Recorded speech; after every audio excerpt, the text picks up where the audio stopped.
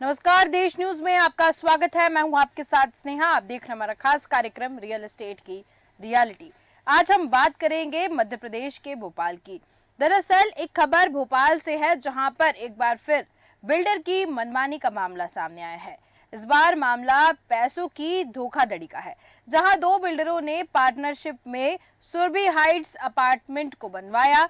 जब अपार्टमेंट को सेल करने की बात आई तो पार्टनरशिप के एक बिल्डर ने बताया कि 12 फ्लैट बेच दिया, और दूसरे बिल्डर को जब पता चला तो उसने बेचे गए फ्लैट की आधी रकम मांगने के लिए कहा, लेकिन बिल्डर को यहां पर जान से मारने की धमकी मिल रही है। जब पीड़ित जो है एफआईआर कराने गए तो पुलिस एफआईआर लिखने में आनाकानी करती हुई नजर आ रही है, और अब जो पीड़ित है उनको जान से मारने की धमकी दी जा रही है। दर दर की ठोकर खाते हुए अभी तक जो उनकी समस्या है उसका निराकरण नहीं निकल पा रहा है। वो कई पुलिस प्रशासन, पुलिस अफसर से भी मिल चुके हैं, लेकिन कोई भी यहाँ पर सुनने को तैयार नहीं है। बिल्डर के खिलाफ कुछ भी एक्शन नहीं लिया जा रहा है और उसकी मनमानी देखने को मिल रही है। तो चलिए पहले आपको सुनाते हैं कि ऑडियो है एक, वहां पर एक जो पीड़ित है, साथ ही साथ जो बिल्डर है, उनकी बातचीत है। उस बातचीत को हम सुनाएंगे कि क्या इनकी आपस में क्या बातचीत हुई है।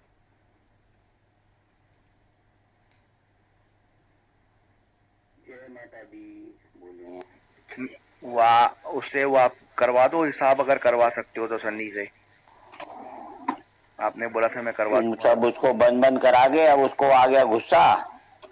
कल तो बांधने पीटने की बात कर रहा था वो। मैं तो नहीं था, घर में आया था आपके घर पैसे लेने।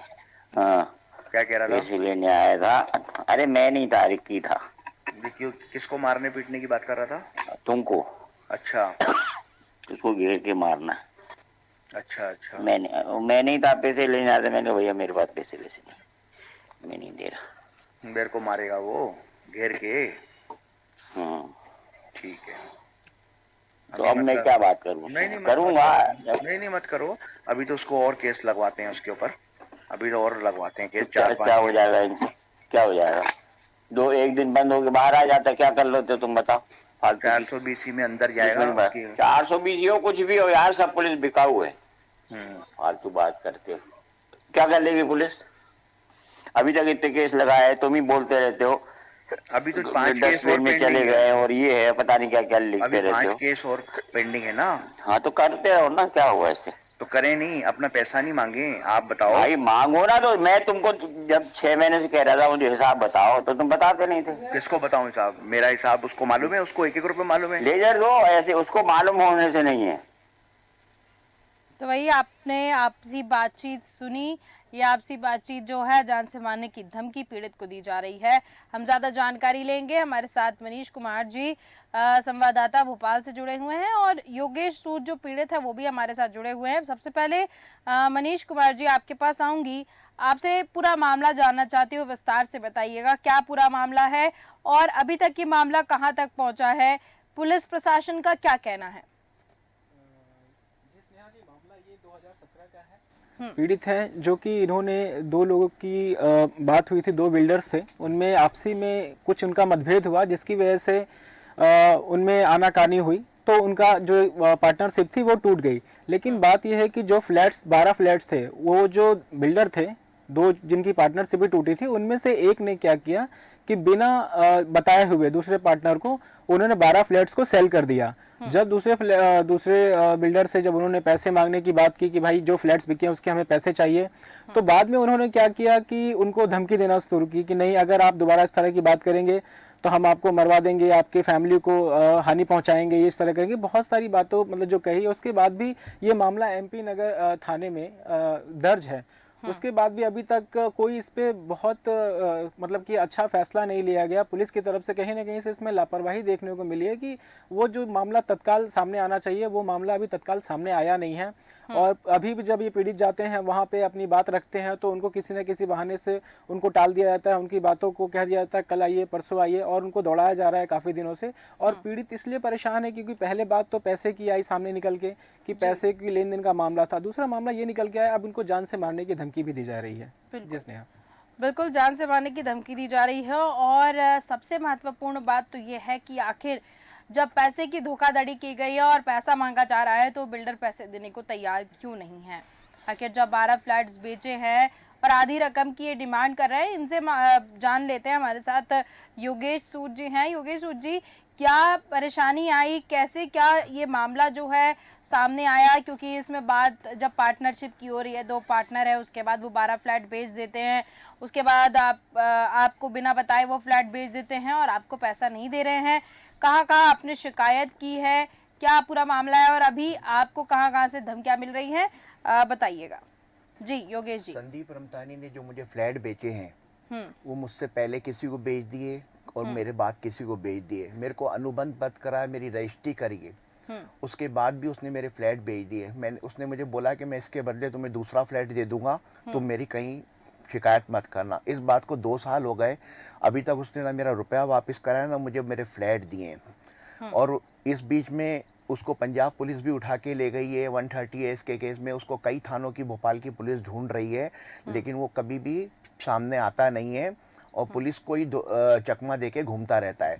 और सारा दिन वो उसने मेरा पैसा पूरा सत्यानाश कर दिया है और मेरे पूरे फ्लैट, मेरे सपना था वो पूरे फ्लैट इसने मेरे बेच दिए हैं। ठीक है, मैं आपसे जानना चाहूंगी, आप कह रहे हैं कि रजिस्ट्री की है, तो वो रजिस्ट्री के कागजात आपके पास हैं क्या? बिल्कुल है मेरे पास। ठीक है, वो रजिस्ट्री और के संगीता रमतानी को कोई हक नहीं बनता था मेरे फ्लैट बेचने का। उसने क्यों बेच दिए मेरे फ्लैट? इनका पूरा परिवार भूमाफिया है। इनकी भाभी वर्षा रमतानी भी, इनकी माँ मोहिनी देवी और संदीप रमतानी के खिलाफ कोलार थाने में भी मामला दर्ज है 420 का। एमपी नगर पुलिस वालों ने कई बार आवेदन दिया, क्राइम ब्रांच वालों ने दिया, अयोध्या थाने वालों ने कई बार नोटिस दिया।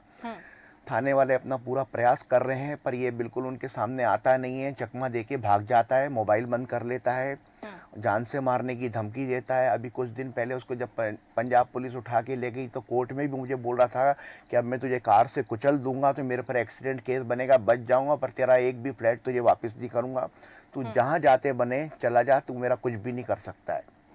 इसी तरह संदीप रमतानी और योगेंद्र राजपूत ने मुझे 4 फ्लैट बेचे हैं, संपूर्ण भुगतान ले लिया। उसके बाद 2017 से ये जो दिख रहे हैं ऊपर वैसे के वैसे फ्लैट हैं। मैं बैंक की किस्तें भर भर के परेशान हो गया हूँ, लेकिन उनको कोई फर्क नहीं पड़ता। कई बार मैंने योगेंद्र राजपूत से इस बारे में संपर्क करी पर योगेंद्र राजपूत मुझे फोन नहीं उठाता है। योगेंद्र राजपूत कौन है, आप बता पाएंगे? योगेंद्र राजपूत और संदीप रमतानी ने मिलकर मेरे को 4 फ्लैट बेचे हैं अर्चना परिसर में। और अब योगेंद्र और ये राजपूत सुरभि हाइट्स का जो मामला आप बता रहे हैं उसमें आपके 12 फ्लैट से आपने 12 फ्लैट सुरभि हाइट में 4 फ्लैट थे और 5 फ्लैट थे और अर्चना परिसर में 9 फ्लैट थे। तो ये एक ही बिल्डर के द्वारा ये धोखाधड़ी की गई है? संदीप रमतानी, संगीता रमतानी, योगेंद्र राजपूत, ये तीनों बिल्डर्स हैं। हाँ, अर्चना परिसर वाले हैं। योगेंद्र राजपूत की भी अयोध्या थाने में कई लोगों ने, मल्टी वालों ने कंप्लेंट करी है, लेकिन वो फरार रहता है। अभी पिछले दिनों में इसको गिरफ्तार करके उससे पूछताछ करी। योगेंद्र राजपूत थाने में जाके कथन देता है कि मैं योगेश सूद को जानता नहीं हूँ, बल्कि उसने मुझे 2017 में फ्लैट दिया और मैं उसको 15 सालों से जानता हूँ। आपने फ्लैट खरीदे हैं योगेश सूद? जी हाँ, पूरा संपूर्ण पैसा मैंने चेक द्वारा दिया है। ये पूरा ये भू माफियाओं का शहर बन गया है भोपाल। ठीक है, आपने जो पैसों इन्होंने का मेरा घर भुगतान बेच किया है, दिया, योगेश मेरा सूद घर जी। तोड़ दिया। इनकी दुकान है भारत टाकीज के सामने सुपर सैनिटरी हाउस, वो तोड़ी जाए। इनका घर है चूना भट्टी में, वो तोड़ी जाए। पारिखा में इनका घर है, वो तोड़ा जाए। तब इनको पता चलेगा कि दूसरे के प्रॉपर्टी बेच के कैसे हम लोग और खुलेआम घूमते हैं, सारा दिन धमकियां देते हैं। पंजाब पुलिस भी ले गई थी तो उसकी जेब में से नशीले पदार्थ और दारू के क्वार्टर भी मिले थे। ठीक है, उस समय मैं भी आपसे एक और चीज जानना चाह रही हूँ योगेश जी की कहाँ-कहाँ आपने शिकायत की है और अधिकारियों का क्या कहना है? कोई भी अधिकारी के पास मैंने शिकायत छोड़ी नहीं है, हर जगह मैंने करी है शिकायत। सीएम हेल्पलाइन से लेके एसपी साहब से लेके कमिश्नर साहब के पास, माननीय मुख्यमंत्री जी के पास, राज्यपाल जी के पास, ईओडब्ल्यू में, सब जगह मैंने उसकी शिकायत करी है। शिकायत करी, लेकिन अधिकारी कुछ निष्कर्ष नहीं निकाल पा रहे हैं। आश्वासन दे रहे हैं, जांच चल रही है और कार्रवाई होगी। संगीता रमतानी के खिलाफ और भी केस चल रहे हैं। 5 साल से दुकान का किराया नहीं दिया, उसका अलग केस चल रहा है। इनके घर कोई पैसा लेने जाता है तो ये लोग इनके ऊपर गलत इल्जाम लगाते हैं कि इन्होंने हमारा हाथ पकड़ा, छेड़ाछाड़ी करी। मेरे ऊपर भी संगीता रमतानी ने इल्जाम लगाया था कि तुमने मेरा हाथ पकड़ा, मेरे साथ छेड़छानी करी, मेरे ऊपर थाने द्वारा 354 लगवाने की कोशिश करी, लेकिन पुलिस द्वारा जांच की गई तो उसमें मैं बेगुनाह पाया गया। इन लोग घर में महिलाओं को सामने खड़ा होके और ये इस तरीके के आरोप लगाते हैं। ये अच्छी बात नहीं है कि एक तो किसी का फ्लैट बेच के खा गए, रुपया खा गए, ऊपर से आप उनके ऊपर इस तरीके के आरोप लगाएंगे। ये एलिगेशन लगाना अच्छी बात नहीं है। संदीप रमतानी ने मेरे 19 लाख रुपए के क्रेडिट कार्ड यूज करे हैं, मेरा गोल्ड ले गया है घर से। आपने क्रेडिट कार्ड क्यों दे दिए उनको? मेरे उनसे पारिवारिक संबंध थे। उन्होंने पूरा पैसा, उसने अपने सगी भतीजी के गार गिरवी रख के बॉम्बे में जाके, गोवा में जाके जुआ सट्टा खेलने लगा। उसने पूरा पैसा अपना याशी में, दारू में और जुए सट्टे में बर्बाद कर दिया है। और दूसरे और भी कई पीड़ित हैं, लेकिन वो सबको धमकियां देता, कोई सामने आने को तैयार नहीं है। क्या लगता है, क्योंकि आपके पारिवारिक संबंध थे उनसे, संदीप जो बिल्डर है, इनका नाम ले रहे हैं आप, तो क्या लगता है इनके ऊपर किसी का संरक्षण है? क्यों बचते नजर आ रहे हैं? क्यों इनको पुलिस ने? संदीप रमतानी ने मुझे कई बार बोला है कि तू कहीं भी थाने में कहीं भी चला जा, पुलिस वाले मेरा कुछ भी नहीं कर पाएंगे। तो वो व्यक्ति इतना कॉन्फिडेंट है, अगर तो आपके संबंध अच्छे रहे तो आप जानते होंगे ना कि किससे उनके संबंध अच्छे हैं, किसकी वो धमकी दे सकते हैं, कुछ वो किसके बलबूते पे लड़कों को इतना साथ ज्यादा। में लेके घूमता है अपने, और वो बोलता है कि आप इसको जान से मरवाना है, घेर के मरवा रहे हैं। उनके चाचा जी से मेरी बात हुई, भले भले इंसान है वो, उन्होंने मेरी हमेशा मदद करी कि मेरा भतीजा गलत है, तुम सही हो। उसने अभी पिछले 1.5 महीने पहले भी मुझे उनके चाचा जी के ऑफिस में गया था, वहां पे खड़ा था, तो उसने मेरे को एक कार से धमकी दी थी कि तेरे को इस कार से कुचल दूंगा। वो कार की मेरे पास फुटेज भी है। उसके बाद मैं थाने में गया तो अभी तक उसकी कोई FIR नहीं करी है, लेकिन उससे मुझे और मेरे परिवार को जान से का खतरा है। अगर कुछ भी मेरे हानि होती है तो उसका जवाबदारी संदीप रमतानी का पूरा परिवार होगा। मुझे न्याय दिलाया जाए, मुझे मेरे फ्लैट वापस दिलाए जाए। ठीक है, आपने रेरा में शिकायत नहीं की क्या योगेश? रेरा में शिकायत नहीं करी है। रेरा में शिकायत नहीं की आपने? नहीं करी। आप रेरा में जरूर शिकायत करिए। रेरा में कुछ नहीं होते, वहाँ पर बहुत लोगों के हमने पूछा था, आवेदन लगे रहते हैं, कोई कार्रवाई नहीं होती है। वो चीज़ ठीक है, आप सही कह रहे हैं, रेरा अपना काम नहीं कर पा रहा है तरीके से जैसे करना चाहिए, लेकिन क्योंकि बिल्डर रेरा का के मामला ऑर्डर है। होने के बाद भी कई बिल्डरों को कोई असर नहीं पड़ रहा है। ये अकेला बिल्डर नहीं, और भी भोपाल में कई बिल्डर हैं बिल्कुल जिनके ऊपर आपका ऑर्डर सही हो कहना चुके है, हैं। बिल्कुल आपका सही कहना है, लेकिन क्योंकि बिल्डर्स का मामला है तो रेरा में शिकायत आपको जरूर करनी चाहिए, ताकि आपके पास प्रूफ रहे कि मुझे परेशानी थी, बिल्डर से परेशानी थी, मैंने शिकायत की और मेरे कोई निराकरण नहीं निकल उन पाया। फ्लैटों का मेरे नाम से नामांतरण भी हो गया है, मेरे नाम से मीटर लगा है। आज तक मैं उनका बिजली का बिल भर रहा हूँ, ताकि मेरे को आश्वासन है कि कभी न कभी मुझे मिलेंगे, लेकिन दूसरे लोगों ने कब्जा करके बैठ गए हैं, कोई सुनवाई नहीं होती। जिनको वो फ्लैट बेचे हैं बिल्डर ने, क्या वो वहाँ पर रह रहे हैं अभी या फ्लैट खाली है? बिल्कुल रह रहे हैं उसमें लोग रह रहे हैं जी। वो सब संदीप रमतानी से मिले हुए हैं, रह रहे हैं। ठीक और है। वो बहुत मेरे को, मैं बहुत दहशत में हूँ कि कहीं वो मुझे मरवा ना दे। चलिए ठीक है, बिल्कुल मैं आपके पास वापस आऊंगी। मनीष जी, आपके पास आऊंगी।